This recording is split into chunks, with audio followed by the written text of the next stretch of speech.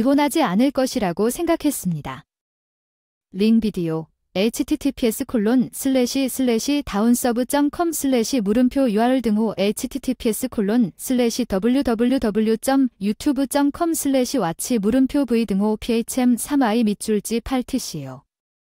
케이크 싫으니 버려라. 남편이 생일인데도 불성실한 파트너와 여행을 갔다고 했어. 이게 마지막 내기인 줄 알았는데 미안해 못 살 것 같아. 더 이상 너랑 이해해. 그럼 내 말대로 할게. 케이크도 내 소중한 것들도 버리고 가장 필요하지 않은 것 하나도 버릴 테니까 준비해라. 내 이름은 밀리 28대 1살짜리 회사원. 남편 미구엘도 회사원인데 다른 회사에 아이가 없어요. 남편과 저는 일 전에 만났어요. 직장 선배님이 주최한 회식이었어요. 조금 뚱뚱해서 부끄러워요. 그리고 조용하고 내 취미는 만화를 읽는 것과 집에서 시간을 보내는 것입니다. 솔직히 말해서 저는 인원수를 채우기 위해 저녁 파티에 초대받았을 뿐이고 그걸 알고 있었기 때문에 실제로 대화에 참여하지 않았고 결국에는 슬프게 되었습니다. 테이블에서 술을 마시고 있는데 왠지 당시 참가자 중 가장 잘생기고 명랑하고 말을 잘하던 미구엘이 나에게 걸기 시작했다. 미구엘의 취미는 여행과 빈티지 음반 수집이었고 그는 나에게 여행에 대해 이야기하고 싶어 했다. 우리가 떠날 때 오래된 음악을 가져갔고 그는 나에게 연락처를 물어보았고 당황해서 전화번호를 교환했고 다음날 일찍 메시지를 받았습니다. 이번에는 혼자 보고 싶다고 너무 놀랐습니다.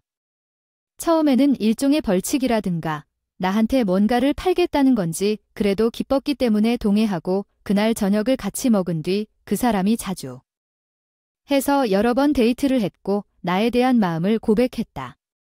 오랫동안 남자친구가 없었기 때문에 생애 첫사랑의 고백에 뛸 듯이 기뻤고 그 사람이 프러포즈한 지 3개월 만에 결혼을 하게 되었는데 그런 꿈이 이루어진 줄 알았습니다. 평범하고 따분한 사람도 이렇게 멋진 사람과 결혼할 수 있고 이제 곧 행복한 삶이 시작될 거라고 믿었는데 결혼하자마자 미구엘의 태도가 급격하게 변했습니다. 사귈 때는 매우 친절했지만 결혼 후에는 밀어붙였습니다. 집안일은 나한테 다 시키고 퇴근하면 방에서 TV를 보거나 레코드를 들으며 맴돌곤 했다. 레코드 소리가 커서 그런 건지 아니면 내가 답답해서 그런 건지 내가 저녁 식사 준비가 되었다고 불러도 내 말을 듣지 못하는 것 같고 주말이나 공휴일에도 바로 오지 않는 경우가 많습니다. 그는 나를 혼자 두고 친구, 동료들과 놀러 나갑니다. 집안일을 조금 도와주지 않겠습니까? 일한다고 말했어. 나도 일한다. 쉬는 날에 집안일 좀 도와줬으면 좋겠어. 쉬는 날엔 친구들이랑 바쁘다고 했어. 난 너와는 달라. 친구가 적다는 말은 최악이지 않나요? 성격상 친구가 많지 않은 건 사실인데 대놓고 말하는 건 너무 무례하다고 생각했지만 더 이상 싸움을 시작하고 싶지 않아서 다음에는 큰 소리로 말하지 않았는데 미구엘은 음식과 내가 집 청소하는 방식에 대해 불평하기 시작했고 나처럼 착한 남자가 평범하고 뚱뚱한 여자와 결혼했다는 식으로 나에게 화를 냈다. 좋은 남자라면 아내에게 그런 말을 하지 않을 것 같고 집안일도 도와줄 것 같아요. 제가 청소하는 방식에 문제가 있으면 최소한 청소라도 해야 한다는 뜻이에요. 내 방은 너 스스로가 관리하는 건 만화 외에 내가 모은 기록들만 관리하는 편인데 만화 읽는 걸 좋아해서 온갖 종류의 만화를 모아두는데 어느 날 내 방 책장에 있던 뿌리째 뽑힐 리가 없지 않을까 싶었다. 미구엘에게 그게 그거냐고 물었더니 방해가 돼서 버렸어요. 안 돼. 나한테는 너무 중요해서 절판됐고 찾기도 쉽지 않았어. 잘 항의했는데 더 이상 내 방에 맞지 않아. 일반 거실 책장에 넘치면 만화책 보는 유치한 취미는 영원히 그만둬야지. 어떻게 남의 취미 얘기를 하고 주인한테 확인도 안 하고 버리는 건 용서할 수 없다고 했어. 그런 짓을 할 거라면? 일이고 왜 그가 나와 결혼한 것인지 아마도 미구엘은 단지 무료 가정부를 원했기 때문에 그가 저녁 파티에서 나를 만났을 때 나를 쳐다보았음에 틀림없다. 내가 조용하고 순종적인 것처럼 보였기 때문이다. 나는 심지어 침대에서 울기까지 했다. 한밤중에 깨달았을 때 지금은 괜찮지만 아이를 낳게 된다면 미래에 대해 심각하게 고민하게 될 것 같아요. 어느 날 어제 친구가 나에게 한 말을 생각하니 미구엘이 호텔을 걸어가는 봤어요. 거리에서 당신이 아닌 여자와 팔짱을 끼고 있습니다. 미겔이 어제 그녀를 본 것은 확실했지만 어제는 확신이 없었습니다. 미겔은 친구와 약속이 있어서 나갔습니다. 남자친구와 여자를 만나 거짓말을 하는 게 무슨 소용이 있겠는가. 그 사람이 바람을 피웠다고 생각해서 역시 에이전시를 고용해서 확인해보니 미구엘이 바람을 피우고 있는 걸 발견했다. 지의 후배 동료인 힐러리 씨는 결혼 직후부터 바람을 피웠고 친구나 동료들과 약속이 하면서 대부분 데이트를 한 것 같다. 나 엿먹여라 집안일 다 시키네 내가 너랑 이혼할 거라고 생각하고 변호사한테 상담도 받아봤으면서도 조금이라도 결혼의 꿈을 꾸게 해준 미구엘이 미워지지가 않았어. 비록 나는 너무 단순하고 지루한 사람이었지만 그래서 이번 토요일이 내 생일이 될 것이라는 마지막 도박을 하기로 결정했습니다. 미구엘이 나와 함께 그날을 축하한다면 나는 그 사람과 저녁 식사에서 이혼하지 않을 것이라고 생각했습니다. 다가오는 토요일이 무슨 토요일인데 무슨 일이 일어나고 있는지 그 사람이 지금 완전히 잊어버렸기 때문에 조금 충격을 받았습니다. 나는 모든 희망을 잃었지만 계속 이야기했습니다. 그제서야 내 생일이야 기억해 그래요. 그날이 떨어지기 때문에 그렇습니다. 휴일이면 케이크 사서 같이 먹을 거야. 다른 계획은 세우지 마 알았어. 다른 계획을 세우는 것을 꺼려하는 미구엘에게 금요일에 내가 반쯤 기도하고 있었다고.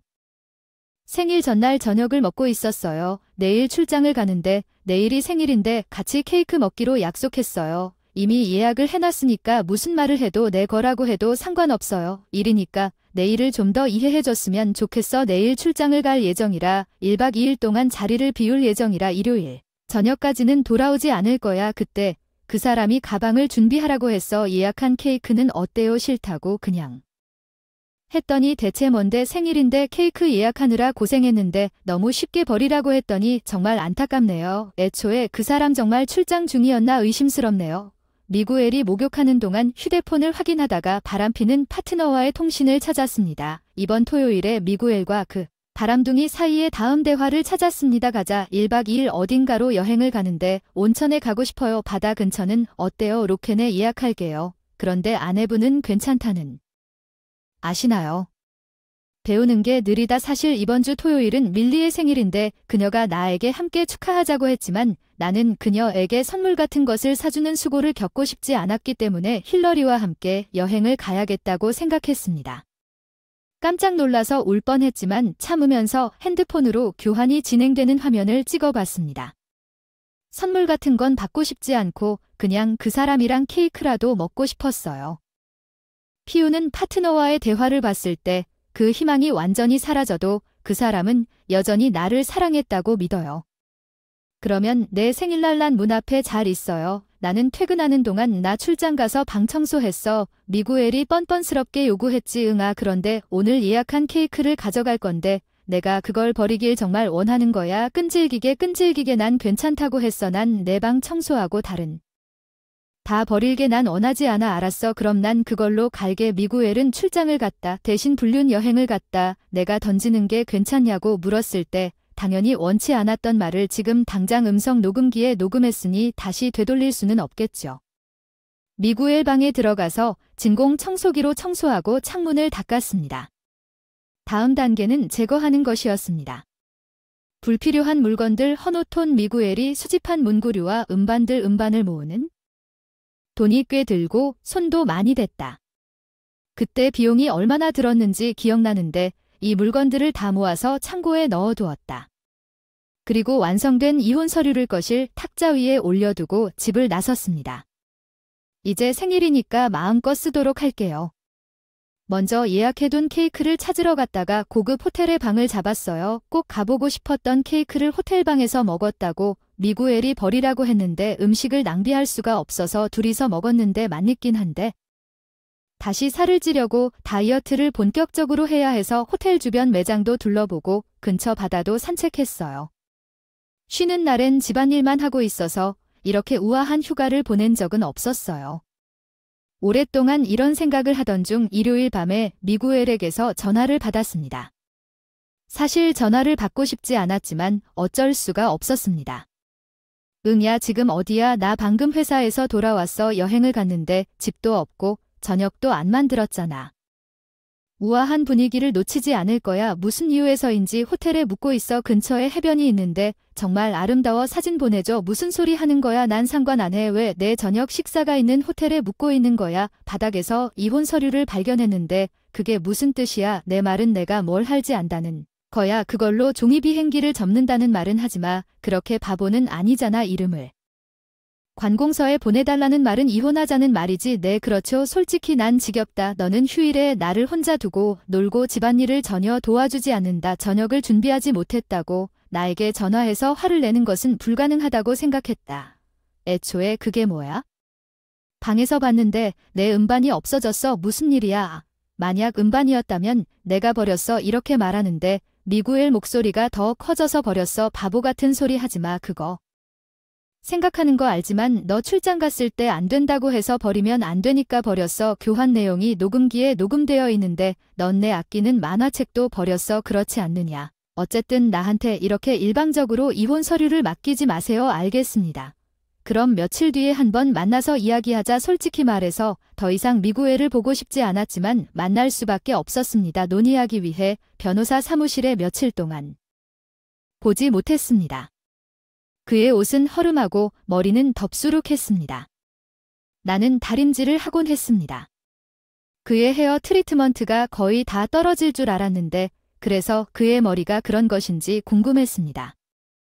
아니 식이었어. 아니 미구엘이 이렇게 흐트러진 모습을 보니 치료라도라도 사야 할 것 같아. 내가 왜 그를 사랑했는지 맙소사 감사합니다. 미구엘을 다시 만나서 그와 이혼할 마음이 없어지면 어떻게 할까 생각했지만 아무래도 내 두려움은 없었고 토론이 시작되었습니다.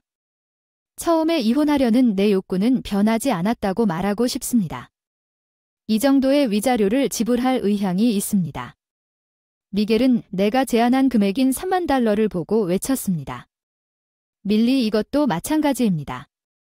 아무리 그래도 내가 집안일을 별로 안 도와줘서 내가 집안일을 안 도와줬다는 거지. 이 사람이 무슨 말을 하는 건지. 그 사람이 나를 뚱보라고 불렀던 걸 내가 잊어버린 게 아니다. 등등. 그리고 이것이 좋은 점입니다. 나는 소속사에서 얻은 불륜의 증거를 제출했습니다. 결혼 직후에 당신이 나에게 바람을 피우고 교환하면서 찍은 휴대폰 사진도 보여줍니다. 내 생일 당신은 불륜 파트너와 출장을 간다고 말할 용기가 있었나요? $330,000도 큰 돈이 아닌 걸 고려하면 밀리는 그 불륜에 대해 알고 있었나요? 미구엘은 사진을 보고 창백해진다고 제가 그렇게 생각했나요? 재미없으니 나도 모르게 놀리지 마. 내 소중한 만화책을 내 허락 버렸던 기억이 나네. 내 음반도 버렸으니 우리도 오네가 버렸다고 거짓말한 음반이로군. 놀란 미구엘에게 설명했던 것 버릴까도 생각했지만 미안하기도 하고 버린 것에 대한 책임을 지고 싶지도 않았다. 음반은 창고 뒤편에 숨겨두었다. 안도해 보이는 미구엘에게 왜 그렇게 안도해 보이는지 내 만화책을 버렸으니 돈을 내야 한다는 사실과 내가 한 케이크는 버려라 하지만 난 인색할 수가 없어. 음식은 우리 둘을 먹었으니 아무것도 버리지 않았다는 말인가. 이것을 확인한 미구엘에게 웃으며 말했다. 아니 당연히 아니지. 내가 원하지 않는 것은 버린다고 선언했기 때문이다. 정확히는 아니, 내가 하려고 하는 것은 미구엘이 이해하지 못하는 것처럼 보이는 것을 더 깊이 웃으며 그에게 가장 필요하지 않은 건 바로 너라고 말해준다. 깨끗이 버릴게 이해한다면 이혼해줘. 이 금액에서 위자료를 낮추지 않겠다고 하면 내가 이 말을 하면 올려주겠다고. 미구엘은 미안하다고 더 이상 바람 피우지 않을 테니 집안일도 돕겠다고 하더군요. 왜냐면 그 사람이 나한테 달라붙어서 내가 왔으니까 뭐 걱정 없이 불륜 상대랑 데이트를 할 수 있는데 쉬는 날 집안일을 다 강요하는 거지 뭐. 그렇지는 않아. 난 미겔에게 있어. 난 당신이 무슨 말을 하든 이혼하는 것에 대해 마음을 바꾸지 않을 거야. 나는 깔끔한 괴물이야. 쓰레기를 집에 영원히 놔두는 싫어. 미겔이 맙서사 쓰레기라고 말한 후에 그에게 말했어. 이혼 후 그의 얼굴 표정은 걸작이었습니다. 이혼 후 서신은 변호사를 통해 이루어지기 때문에 그 이후로 미구엘을 본 적이 없습니다. 그러나 변호사가 말한 바에 따르면 미구엘은 집을 떠났기 때문에 가사 기술이 전혀 없습니다. 나에게 집안일은 지금까지 잠시 힐러리와 함께 살았는데 힐러리도 집안일을 못하는 여자였던 것 같고 어느새 집이 엉망이 되고 식습관도 엉망이 한때 잘생겼던 사람이었다. 그런데 지금은 실망스러운 지적자가 되어 힐러리는 미구엘과 헤어지고 새 직장으로 이직했고 미구엘이 힐러리와 불륜을 저질렀다는 소식이 회사에 소문이 나서 스스로도 부끄러워하고 있다는 이야기를 들었습니다.